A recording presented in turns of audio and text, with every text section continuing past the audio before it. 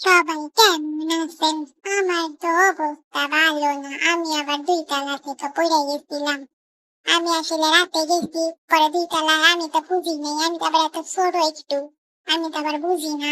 আমি ২ তলা থেকে কি কইরাম, কি মনে কইরা লাফ দিতে গেছি। আমি হাতে যে ব্যথাটা পাইছি, আহারে! মনে তো করছিলাম ঘরে আর আইতে পারবো না, মাছটা আর খাইতে পারবো না। আহারে! কি কষ্ট হইছিল। কিন্তু না, টিপু আবার আমারে নিয়ে আইছে, আমারে খুঁজছে। খুঁজে আবার আমারে নিয়ে আইছে। আহারে! টিপুরে বাঁচায় রাখো। টিপু না থাকলে হয়তোবা আমারে কুত্তায় নাইলে কেউ খাইয়াই লইতো। আল্লাহ গো! পরে বাইচা গেছি। এই যে আমার একটু আদর কইরা দেয়, আমারে ওষুধ খাওয়াইছে। যে অবস্থা ছিল আমার, আহারে! আজকে তো একটু ভালোই আছি। নাইলে অবস্থা তো আমার যায় ছিল। আল্লাহ গো! শরীরের ব্যথায় আর কিছুই ভাল লাগে না। পিকু আবার দেখি না, পিকু আবার গেছে বাইরে মনে হয়, পিকু আবার সুস্থ। আমি আবার সুস্থ না, তো ওর লাগে বাইরে যেতে পারি না।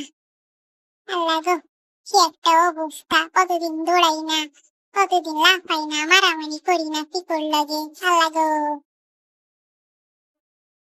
মনে হয় এ বাসায় আর থাকা হইব না, আমাদেরকে নিয়ে যাইব গা।